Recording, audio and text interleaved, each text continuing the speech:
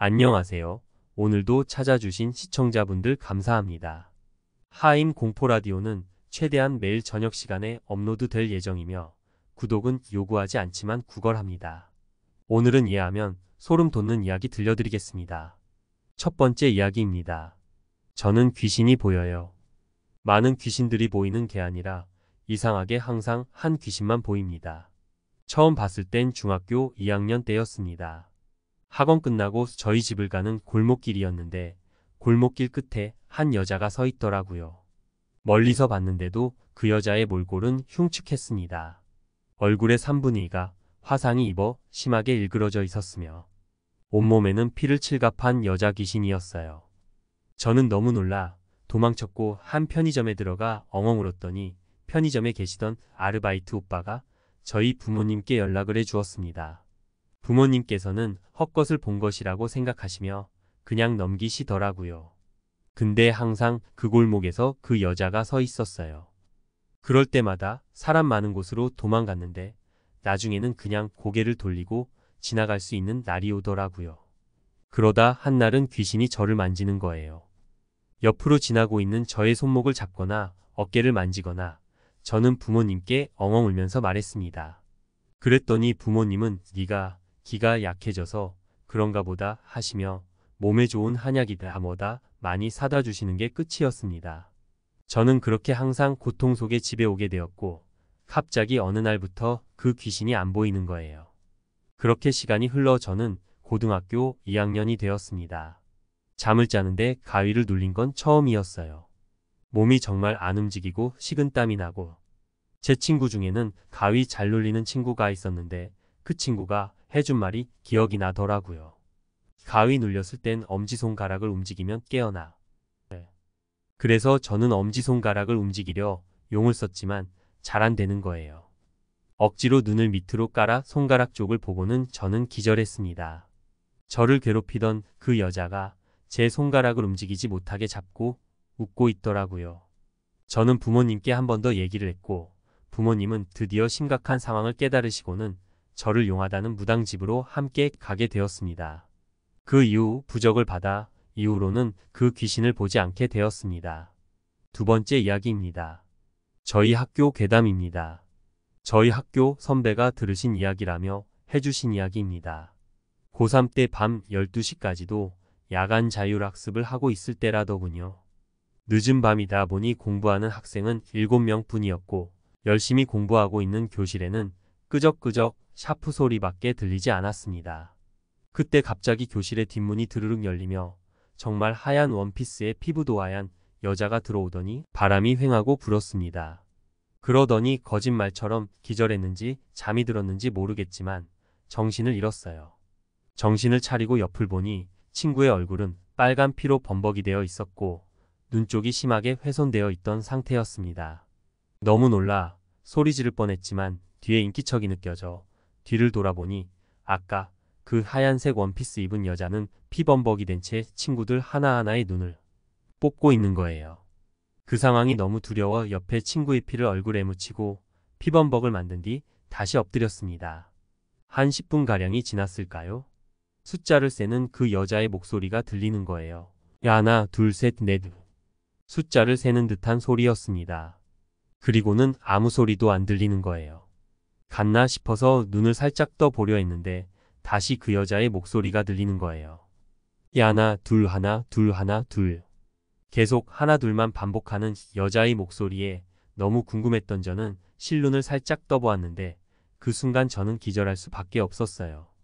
그 여잔 제 눈을 가리키며 하나, 둘 세고 있었거든요. 세 번째 이야기입니다. 제가 자취할 때입니다. 취업하고 난 뒤 회사 뒤 조그마한 원룸에 들어오게 되었어요. 자취 시작하고 얼마 안 되었을 때인데 하루는 퇴근 후 집에 왔더니 냉장고에 반찬이 가득 채워져 있는 거예요.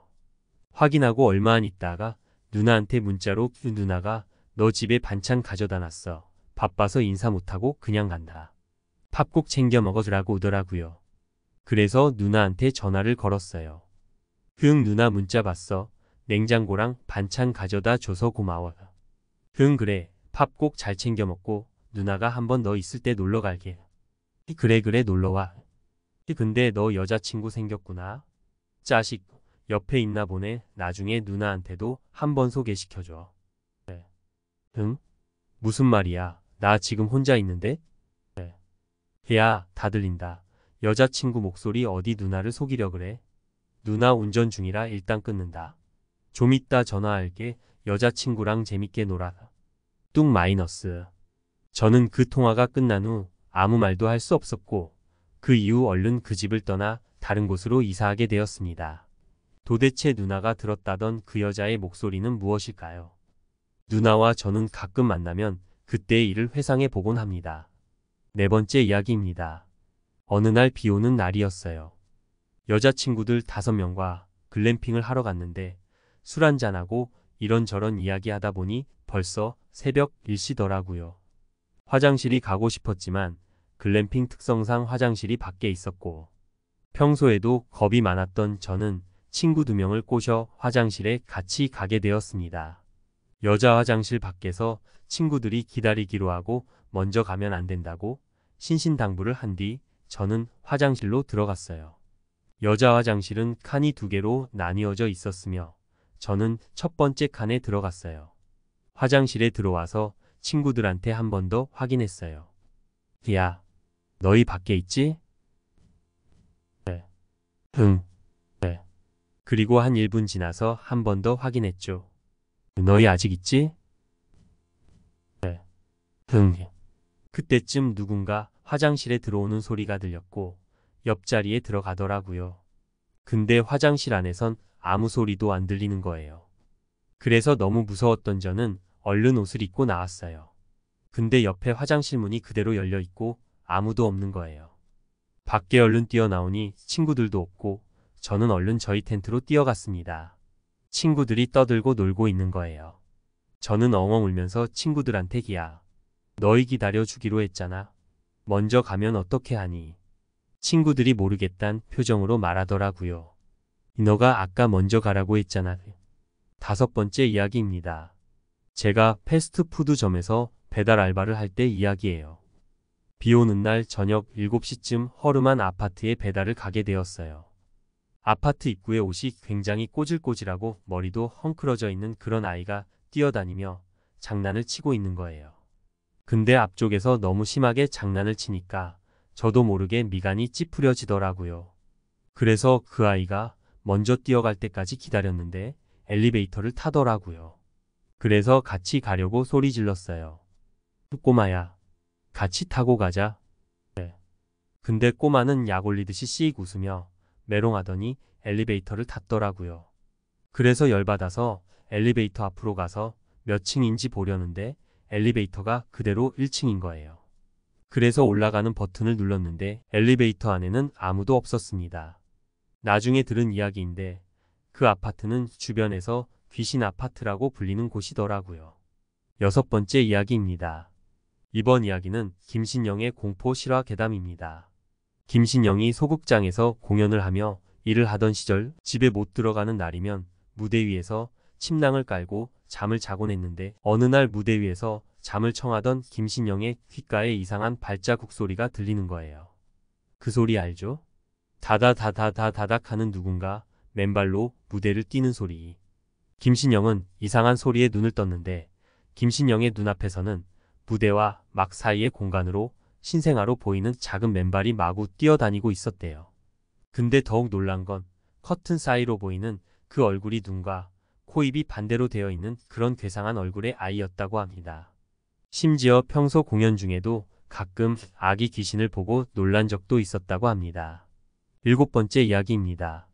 제가 어릴 때 부모님이 하시는 사업 때문에 잠시 다른 지역에서 1년 동안 살아야 했어요. 그곳에서 급하게 구한 집은 한 주택이었는데 집이 생각보다 넓었고 집 형태가 굉장히 독특했어요.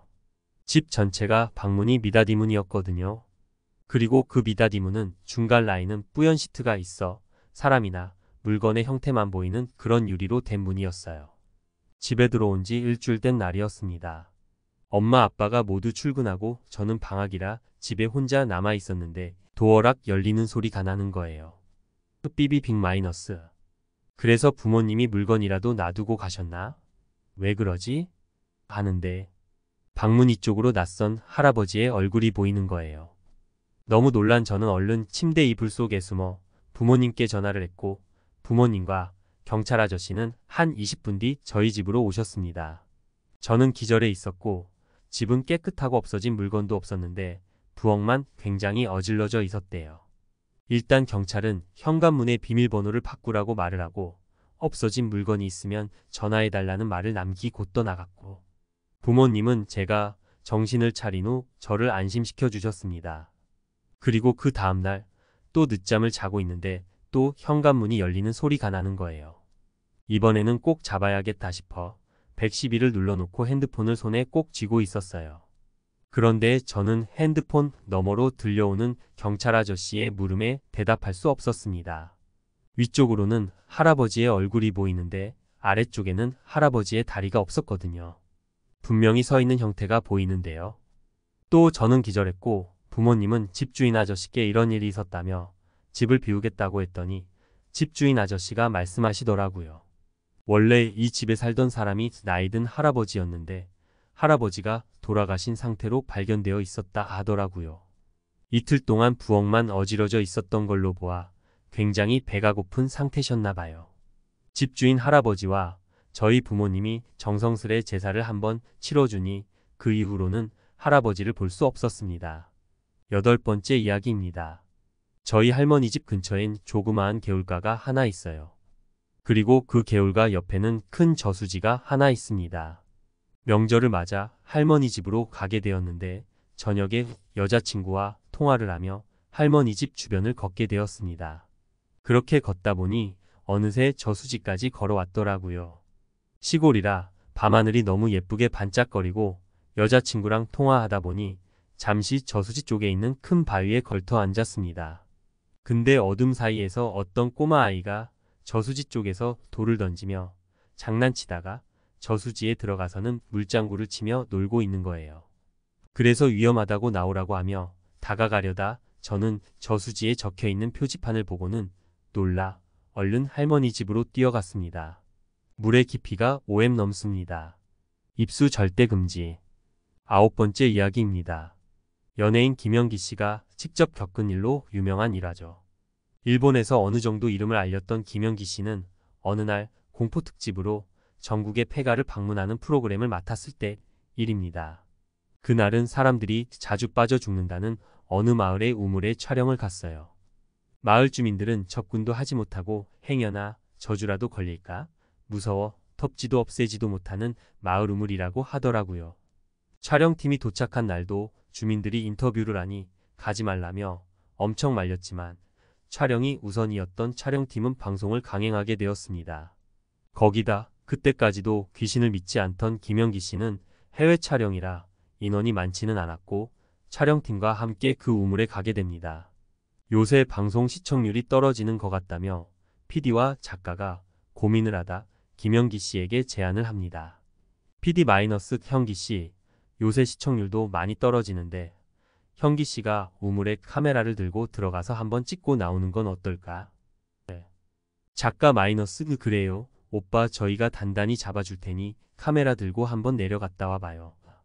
아무리 촬영이고 귀신을 믿지 않는 김연기 씨지만 왠지 깨름칙한 분위기의 우물에 들어가고 싶지 않았던 그는 강하게 거절했지만 그날따라 그들은 끈질기게 내려가 볼 것을 요구를 했습니다.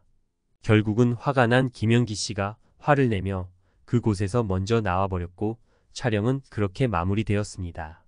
촬영을 마치고 돌아가던 도중 차 안에서 너무 크게 화를 낸 것이 미안했던 김연기 씨는 PD에게 먼저 말을 건넸습니다. 김연기 씨 - 아까 너무 크게 화낸 건 미안한데 아무리 그래도 우물에 내려가 보라는 건 너무하지 않아? PD- 응? 내가 언제 내려가라고 했어요. 나 그런 말 한 적 없는데? 작가도 카메라 감독도 모두 아무 말도 못했고 촬영 비디오를 돌려보아도 그 장면은 삭제가 되어 있었다고 합니다. 마지막 이야기입니다. 가수 데프콘이 겪은 실화입니다. 데프콘이 후배와 함께 드라이브를 나갔는데 생각보다 늦은 밤까지 드라이브를 하게 되었대요. 길이 산 쪽이라 천천히 차를 몰고 집으로 오고 있는데 얼굴이 굉장히 창백하고 하얀 원피스 입은 여자가 차에 태워달라고 하더래요. 데프콘은 그 여자 얼굴이 너무 소름 끼쳐 대답도 하지 않은 채로 그냥 지나쳤어요.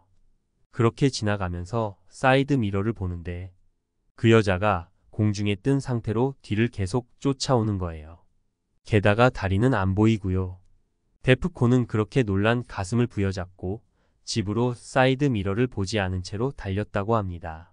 그리고 집 앞 주차장에 차를 세우고 이제 없겠지 하며 주차를 하기 위해 사이드 미러를 보는 순간 기절했습니다.